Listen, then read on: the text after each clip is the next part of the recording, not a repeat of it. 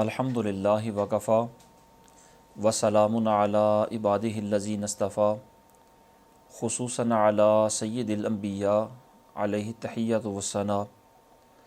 اما بعد فاعوذ باللہ من الشیطان الرجیم بسم اللہ الرحمن الرحیم ولا تجعلوا اللہ عرضۃ لایمانکم ان تبروا وتتقوا وتصلحوا بین الناس واللہ سمیع علیم صدق اللہ مولانا العظیم۔ بعد از حمد و ثنا سورہ بقرہ کی 224 نمبر آیت مبارکہ آپ نے سماعت فرمائی۔ ارشاد باری تعالیٰ ہے، اور اللہ کو اپنی قسموں کا نشانہ نہ بنا لو کہ احسان اور پرہیزگاری اور لوگوں میں صلح کرنے کی قسم کر لو، اور اللہ سنتا جانتا ہے۔ اس آیت مبارکہ میں جو الفاظ استعمال ہوئے وہ ملاحظہ فرمائیں۔ ارشاد فرمایا وَلَا تَجْعَلُوا اللَّهَ عُرْضَةً لِأَيْمَانِكُمْ، خاص طور پر عُرْضَةٌ لفظ پر توجہ فرمائیں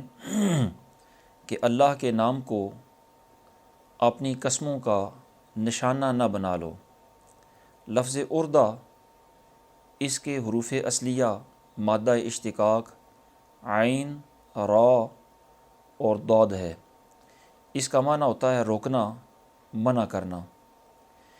یہ معنی اس لفظ کے تمام مشتقات کے اندر پایا جاتا ہے۔ مثلاً بادل کو عارض کہتے ہیں اس لیے کہ وہ سورج، چاند اور ستاروں کی رویت کو روک دیتا ہے۔ یعنی جب بادل ہوتا ہے تو اس وقت وہ موسم چاند، تاروں کو اور سورج کو دیکھنے سے رکاوٹ بن جاتا ہے۔ اس لیے سفر اور حرب، اس میں جو قوت ہوتی ہے اس قوت کو بھی عرضہ کہا جاتا ہے، کہ وہ قوت سفر کی جو رکاوٹیں ہیں اور جنگ کی جو رکاوٹیں ہیں وہ قوت ان رکاوٹوں کو روک دیتی ہے۔ تو اسی رکاوٹ کے معنی کو مد نظر رکھتے ہوئے جو جنگ میں ڈھال استعمال ہوتی ہے حملہ کو روکنے کے لیے، اسے بھی عرضۃ کہا جاتا ہے۔ اور عرضۃ کا ایک معنی ہوتا ہے نشانہ۔ یہاں یا تو عرضۃ کا معنی ڈھال ہے یا عرضۃ کا معنی نشانہ ہے۔ بعض مفسرین نے عرضۃ سے مراد ڈھال لیا ہے، اور اکثر مفسرین نے اس سے مراد نشانہ لیا ہے۔ جنہوں نے اس سے مراد ڈھال والا معنی لیا ہے ان کے نزدیک آگے جو لفظ آ رہا ہے ان تبروا وتتقوا وتصلحوا بین الناس، یہاں ان تبروا سے پہلے لفظ لا محذوف ہے، پوشیدہ ہے۔ اب معنی آیت کریمہ کا یہ ہوگا کہ اللہ کے نام کو اپنی قسموں کے لیے ڈھال نہ بنا لو کہ تم نیکی نہیں کرو گے، تقوی نہیں اختیار کرو گے اور لوگوں کے درمیان صلح نہیں کرو گے۔ تو اگر عرضۃ کا معنی ڈھال ہو تو پھر ان تبروا سے پہلے لا پوشیدہ ہوگا، اور اگر عرضۃ کا معنی نشانہ ہو تو پھر ان تبروا سے پہلے کسی محذوف کو ماننے کی ضرورت نہیں ہے۔ پھر عبارت بالکل ہی ظاہر ہے کہ کثرت سے اللہ رب العالمین کی، اس کے نام کی قسمیں نہ کھایا کرو، نیکی کرنے میں، تقوی اختیار کرنے میں اور اصلاح بین الناس میں۔ تو عرضۃ کا یہ دوسرا معنی ہے کہ نشانہ نہ بنا لو اللہ کے نام کی قسمیں اٹھانے کو۔ لفظ ایمان، ایمان یمین کی جمع ہے، یہ یمن سے بنا ہے۔ اس کا لفظی معنی ہوتا ہے دایاں ہاتھ، اور برکت۔ اہل عرب کا یہ دستور تھا کہ جب وہ کسی سے پکا وعدہ کرتے تو اس سے دایاں ہاتھ ملاتے، جس میں یہ اشارہ ہوتا کہ یہ معاہدہ پختہ ہے۔ چونکہ دایاں ہاتھ قوی ہوتا ہے تو اس کی قوت کی وجہ سے اس معاہدے میں بھی قوت اور تقویت کو مد نظر رکھا جاتا۔ چونکہ قوت کا معنی اس سے مترشح ہوتا ہے،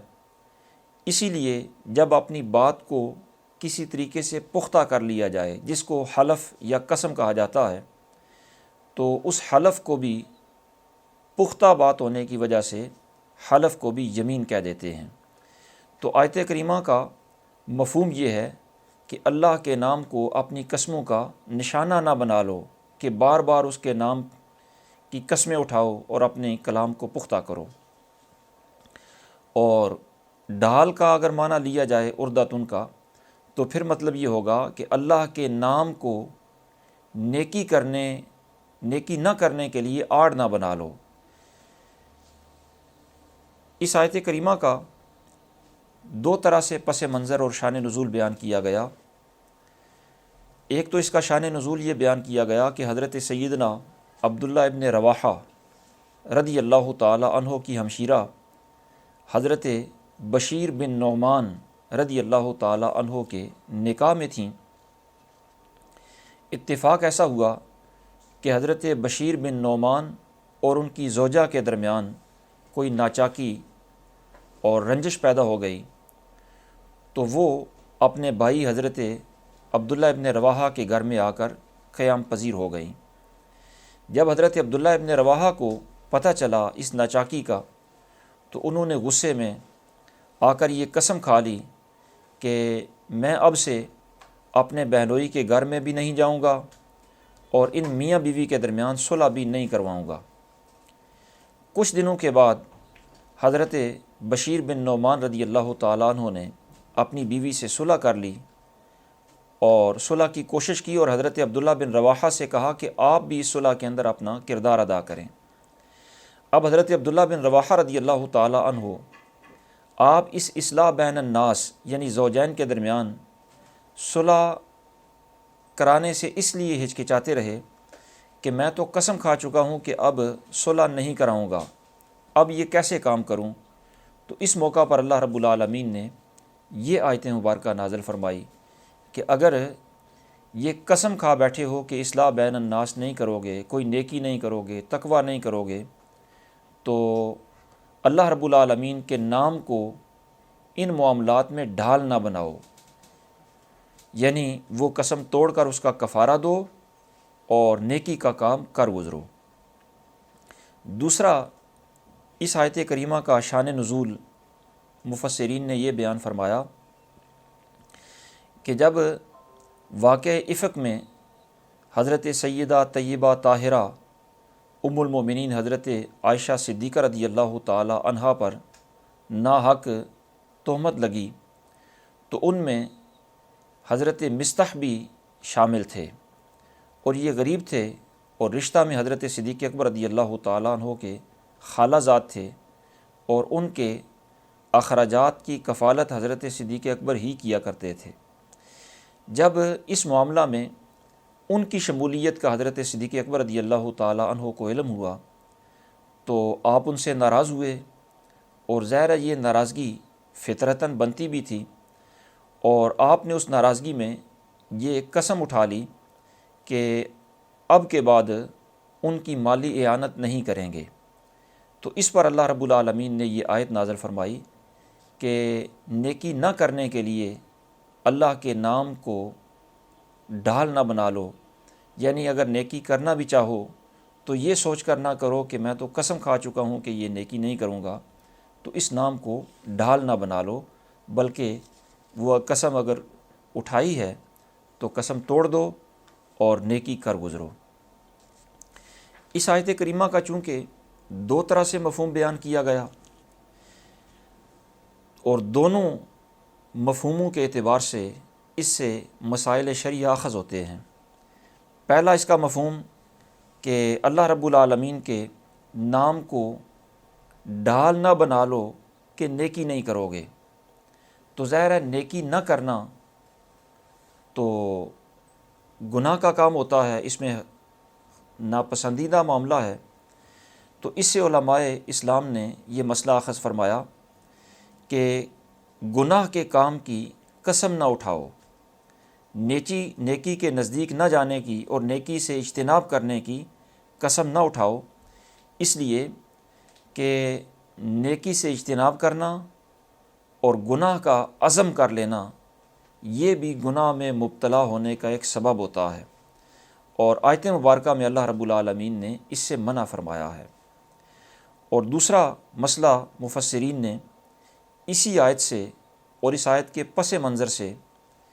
یہ اخذ فرمایا کہ جب کوئی بندہ کسی کام کے نہ کرنے کی قسم اٹھا لے،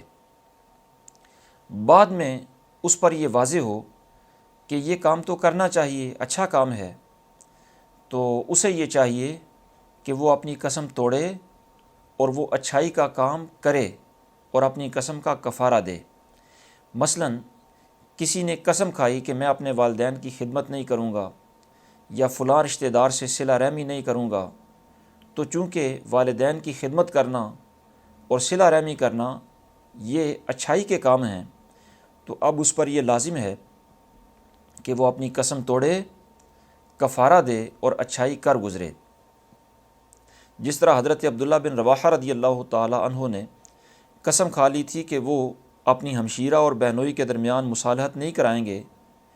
تو اللہ رب العالمین نے یہ آیت نازل فرما کر فرمایا کہ میرے نام کو ڈھال نہ بنا لو کہ نیکی نہیں کرو گے اس نام کی آڑ میں۔ اور سرکار دو عالم صلی اللہ تعالیٰ علیہ وسلم نے بھی ایک موقع پر ارشاد فرمایا، من حلف علی یمین فرعا غیرہا خیرا منہا فلیأت الذی ہوا خیر لہ ولیکفر عن یمینہ، کہ جو قسم اٹھا لے اور پھر اسے معلوم ہو کہ جس معاملہ پر قسم اٹھائی ہے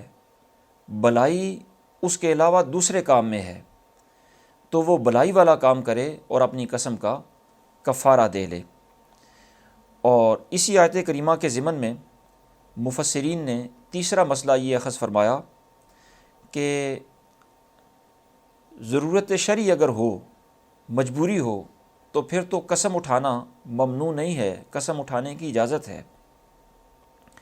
لیکن خواہ مخواہ اللہ رب العالمین کے نام کو قسموں کا نشانہ بنا لینا اور کثرت سے قسمیں کھانا یہ جائز نہیں ہے، خواہ وہ نیکی کے کام پر ہی کثرت سے قسمیں اٹھائے۔ مثلاً وہ بار بار اس کا تقیہ کلام یہ ہو کہ میں واللہ یہ نیکی کروں گا، قسم بخدا یہ اچھائی کروں گا، تو نیکی کرنے میں بھی اللہ رب العالمین کے نام کو قسموں کا نشانہ نہ بنا لے، بار بار کثرت سے اس کے نام کی قسمیں نہ اٹھایا کرے۔ اس آیت کریمہ میں اللہ رب العالمین نے اس سے منع فرمایا ہے، اور کثرت سے جو قسمیں اٹھاتا ہے مالک کریم نے اس کی مذمت بھی بیان فرمائی۔ سورہ قلم کی 10ویں آیت مبارکہ میں ارشاد باری تعالیٰ ہے، وَلَا تُطِعْ كُلَّ حَلَّافٍ مَّہِین، کہ ہر ایسے شخص کی بات نہ سنو جو کثرت سے قسمیں کھاتا ہے اور وہ خود ذلیل ہے، رسوا ہے۔ اور کثرت سے قسمیں کھانا اس لیے بھی منع ہے کہ قسم کھانے سے وہ کلام بہت ہی مؤکد اور پختہ ہو جاتا ہے اور اسے پورا کرنا بہت ہی لازمی ہو جاتا ہے، اور جو بندہ کثرت سے قسمیں اٹھاتا ہے وہ اپنی ہر بات کو پورا کرنے پر قادر نہیں رہتا، اس لیے کثرت سے قسمیں کھانا منع ہے، خواہ وہ نیکی کے کام پر ہی کثرت سے کیوں نہ قسمیں اٹھانے والا ہو۔ اور اسی سے آپ یہ بھی اندازہ کر سکتے ہیں کہ جب نیکی کے کام پر کثرت سے قسمیں کھانا منع ہے، تو دنیاوی معاملات میں اللہ رب العالمین کے نام کی قسمیں کھانا اور انہیں اس طرح نشانہ بنا لینا اللہ کے نام کی قسموں کو، یہ کتنا ناپسندیدہ ہوگا اور شریعت اس سے کتنا اجتناب کرنے کا حکم دیتی ہوگی۔ یہ سخت مکروہ ہے، اور دنیاوی معاملات میں کثرت سے اللہ کے نام کی قسمیں کھانا، اس میں اللہ رب العالمین کے نام کی تعظیم بھی نہیں ہے، اس لیے یہ منع ہے جب نیکی کے کاموں میں کثرت سے قسمیں کھانا منع ہے تو دنیاوی معاملات میں تو بدرجہ اولا اس کی ممانعت ہے۔ اور پھر مفسرین نے یہ مسئلہ بھی اسی آیت کریمہ کے ضمن میں بیان فرمایا کہ جو اپنے صحیح معاملات میں کثرت سے قسمیں اٹھاتا ہے اس کے معاملات سے برکت ختم ہو جاتی ہے، اس لیے حتی الامکان قسم سے بچنا چاہیے، اور جب تک کوئی شدید ضرورت نہ ہو اس وقت تک قسم نہیں اٹھانی چاہیے۔ نبی اکرم صلی اللہ تعالیٰ علیہ وسلم نے ایک موقع پر ارشاد فرمایا، الحلف منفقۃ للسلعۃ ممحقۃ للبرکہ، کہ قسم کھانے سے مال تو بک جاتا ہے لیکن اس کی برکت ختم ہو جاتی ہے۔ تو جو دکاندار، تاجر حضرات، چیزیں بیچنے والے ہیں، انہیں اس بات کی طرف خاص توجہ کرنی چاہیے کہ قسم اگر اٹھائیں گے تو اس کا انجام کیا ہوگا۔ دعا ہے اللہ رب العالمین انہی کلمات کو شرف قبولیت عطا فرمائے اور بے جا قسموں سے ہمیں بچنے کی توفیق عطا فرمائے۔ وما توفیقی الا باللہ العلی العظیم۔